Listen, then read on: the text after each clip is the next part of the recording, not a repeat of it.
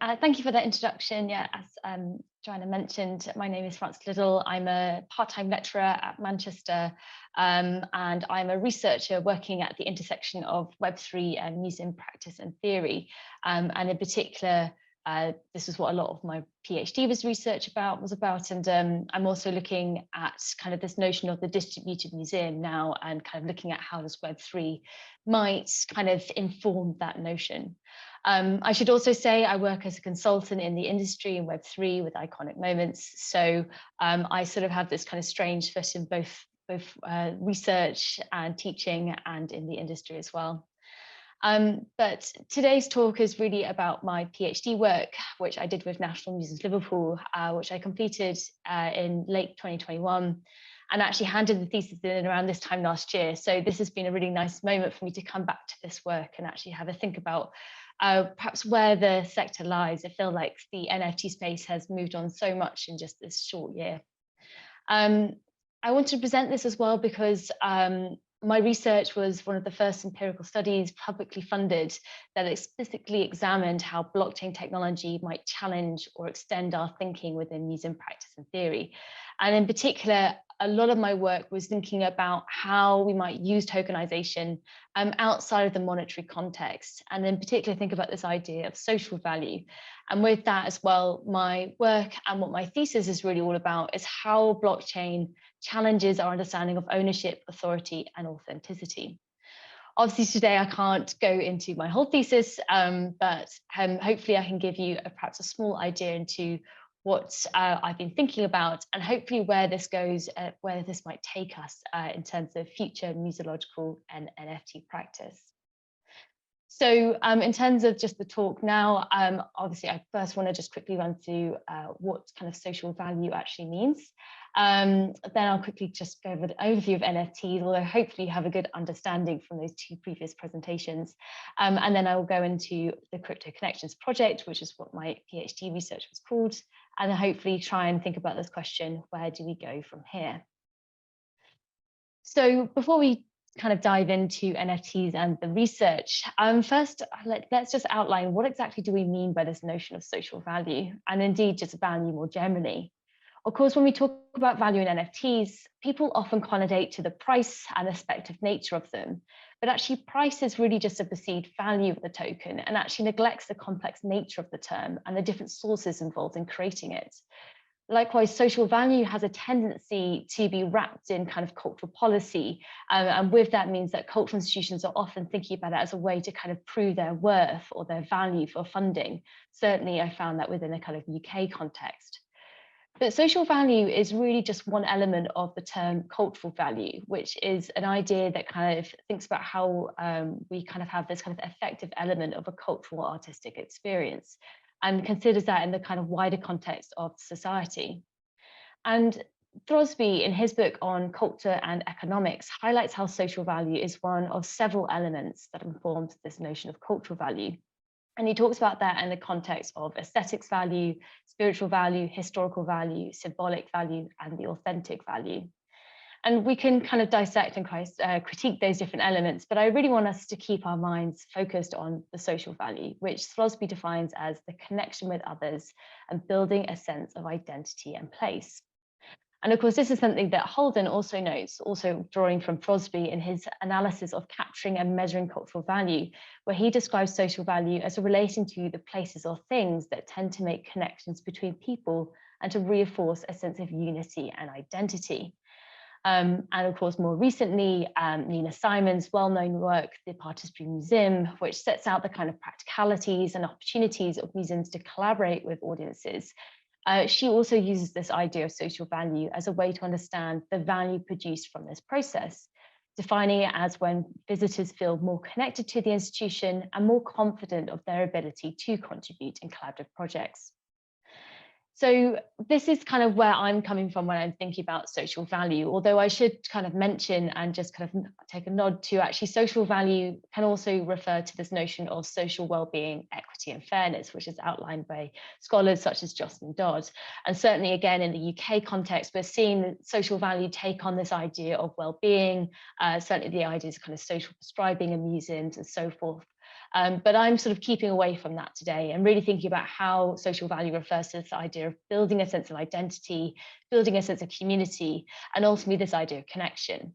And this is what I was kind of ultimately thinking about with the use of blockchain. I was thinking about kind of what does this technology support in terms of producing this type of value? Specifically, to what extent could blockchain support or disrupt the production of social value in museums?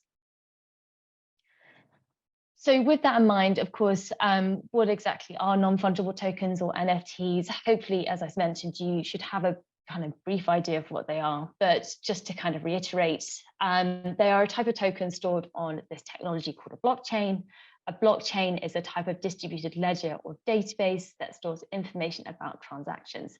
So that is a technology that is, meant to be permanent and immutable. So anything that's inserted into this database cannot be taken away.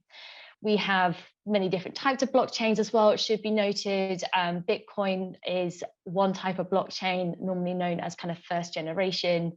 We then have the second generation known as Ethereum, which was used heavily in the last few years in terms of NFTs. But we also have a third generation of blockchains as well, which is flourishing, with a flourishing kind of art market, in particular is Tezos and Solana. So NFTs are a type of token stored within this technology and are essentially a type of digital asset.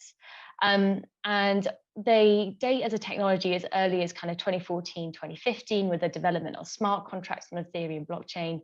But certainly, I think when many people kind of sort of recognized this technology was in 2021 with what we might see as the NFT craze, where of course we saw a huge amount of value and investment kind of flooding the crypto art market. And of course, this included museums exploring the use of NFTs as kind of a fundraising device, and thus started to kind of engage quite explicitly with this new market. But to perhaps oversimplify the debate around NFTs, what we see is there kind of been two sides of the argument around what NFTs do and why they're great and also why they're evil. On the one end, of course, we have this kind of utopian ideal that has always been hyped up around the technology. This idea that NFTs are going to liberate artists from the traditional art market system, and that they'll no longer need institutions to be successful, and that the technology essentially enables people kind of to tokenize the once uncommodifiable. In other words, digital artwork. But on the other end of the scale, we have also the kind of very issue of that financialization, both in terms of the fact that it kind of financializes digital artwork, which of course the digital art movement has always been something that has tried to live outside of the art market sphere and is kind of related to debates of kind of copyleft and digital commons.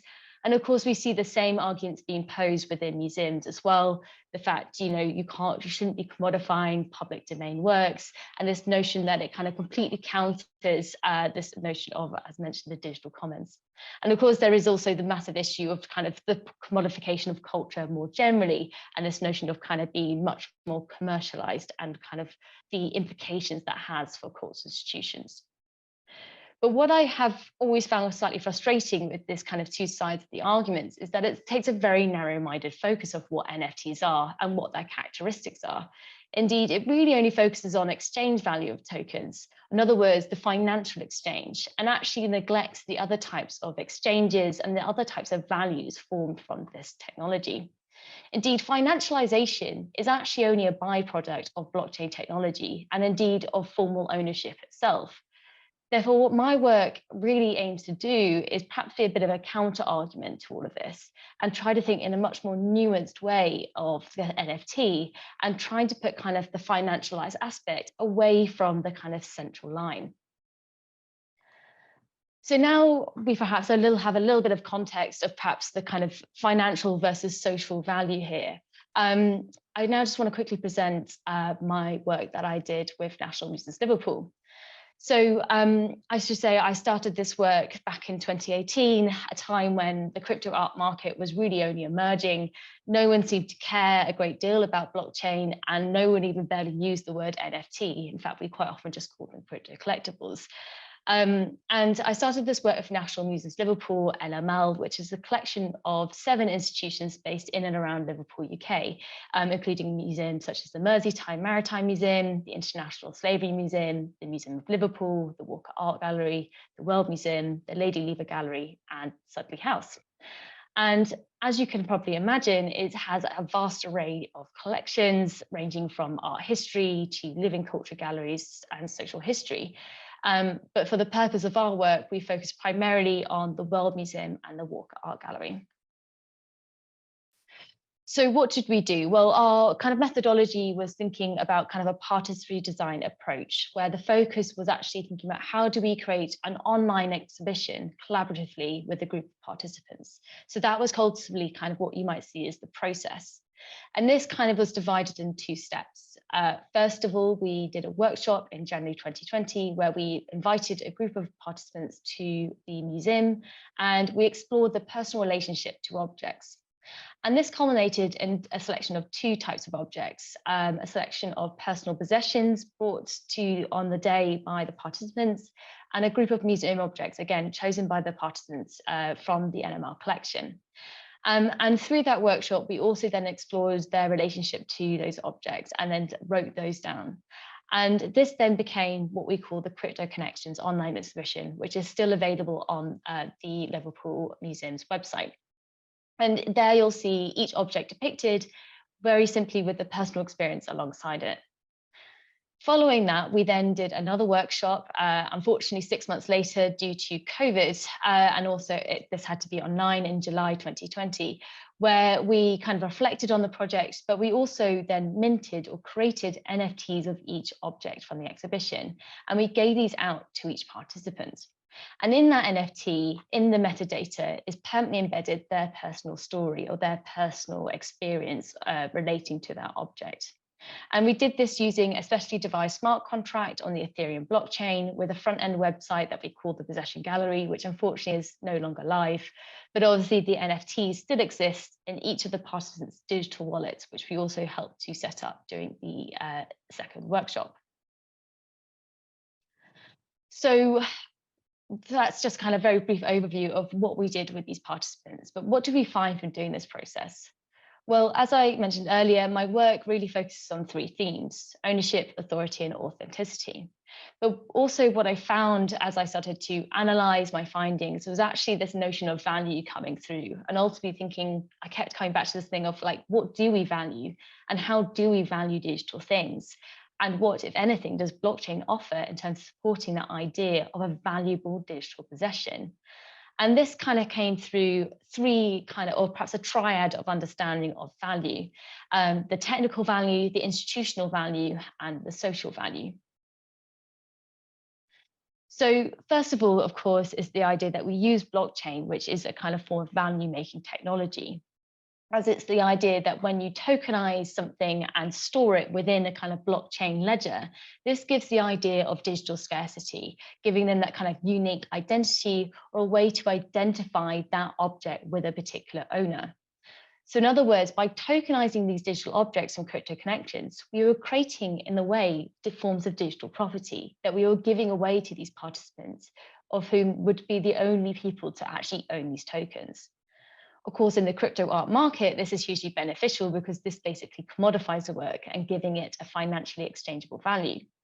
But in the case that we were kind of doing it in, it's rather thinking about how does the digital object become a possession? In other words, how does it allow us to apply personal value to the token and therefore give it meaning in other ways? The problem, of course, is that value is incredibly relational, including the value inscribed through the use of blockchain. And I found kind of going through my conversations with participants that blockchain was just simply not enough to give digital objects value. Indeed, many of the participants were unfamiliar with blockchain or just simply were unaware of the technology before participating in the project. Bear in mind, this was 2020 when, again, blockchain was relatively unknown. And I think this is highlighted quite nicely in Participant B, this quote from Participant B in the workshop. They noted how the NFT feels like a duplicate. So we talked about Pokemon cards before, and in the same way, it feels as if I've got 2 of the same thing. I'd want to keep the original because that's the thing that made me want it, whereas the secondary thing is an extension of it, And, there's a certain nostalgia that I can't quite attach to binary. So here, what we see is that they're not recognizing the NFT necessarily as unique or distinct, and instead really seeing it as like a duplicate of the original. And more so, it seems to lack the tacticity and materiality that the original object once held. So this highlights two important points. Firstly, it reinforces the idea that blockchain is certainly not a golden bullet for producing value, and that it's reliant on the viewer to accept that technology as a value creator. And secondly, it shows that personal value, or the ability to turn an object into a possession, derives from multiple elements, including physical properties, which are not necessarily replicable into a digital object. Secondly, of course, I found that the NML ended up playing quite a vital role in kind of authenticating these NFTs. And of course, this is kind of quite a well-documented idea. Cultural institutions, of course, hold a distinct authority that has the potential to transform seemingly everyday objects into valuable assets through the process of accessioning them into the collection. And this is highlighted in the kind of this quote from Burton and Scott, who note how museums have traditionally been in the authenticity business. That is to say, they hold an authority which gives status and value to any object presented within its walls. And the same is very much apparent within this project. Clearly, the fact that these tokens came from the NML gave them some form of value because it gives them seemed to accredit them as being part of the project, even though they were not necessarily seen as originals. And in my thesis, I actually compare the kind of museum becoming almost like a miner in the kind of blockchain network. So miners refer to the computers or nodes which authenticate transactions and add them to a blockchain ledger. And they're kind of a crucial component to kind of the sort of performance materiality of a blockchain. And likewise, museums are starting to become that same process. They are sort of authenticating these NFTs and giving them that digital stamp of approval. Lastly, of course, is this idea of social value. And I found that a kind of core part of the NFT derived from actually the process of the project itself. Specifically, the process of doing it produced a collective experience among the participants, where the objects involved became symbols of that intimate collective process. And this is highlighted in this quote from participant A, who was actually a colleague of mine who participated in the project from NML, who said, "So for me, as someone who works in the museum, I will now probably forever associate these objects with the people who have taken part here. I think that's the inevitability of taking part in this project, is the association with those things, with those people." And of course, that kind of makes a lot of sense. When you're part of things, you kind of sort of bring up and take mementos with you, and that becomes a kind of sort of memory of that experience. And this seems to kind of translate into the NFTs for some of the participants, where the token was a way to remember that collective process. Therefore, what we can understand is the fact that the NFT is a form of memory token, or the idea of a digital memento for participating in the project in the first place. And this emphasizes how value is produced from the process rather than the output itself, which of course is an idea that is highly relevant within community engagement literature within museums. Likewise, it highlights how the NFT's value is formed from the fact that it is a symbol of representation of that experience, and it's not necessarily a central point of the value productive moment. In turn, this represents a form of social value because the practice focuses on producing connections between the participants, where the NFT is essentially a mediator for that process. So what can we learn from all of this? Obviously, I presented just a very small insight into my research, but hopefully what this does is to challenge us to think about what exactly is the value of an NFT, and also make us think about this in a much more critical way. Firstly, I think obviously the problem with using blockchain is that we risk putting too much emphasis on the technology itself as a value maker, when clearly this is just not the case. Secondly, the institutional value, of course, plays a large role, which again doesn't come as a surprise. And indeed, museums are often used as a way to kind of increase the value of works. And indeed, it was highlighted by Ruth Catlow recently how crypto needs art more than art needs crypto, because the art market helps to validate its use case and give it credibility. And actually, you could say the same within kind of the broader cultural sector and particularly museums. The cultural institution is giving Web3 space credibility and therefore is becoming a source of value. But at the same time, I think there's two caveats to consider here. If museums are lending their credibility to the Web3 space, what exactly are they getting in return?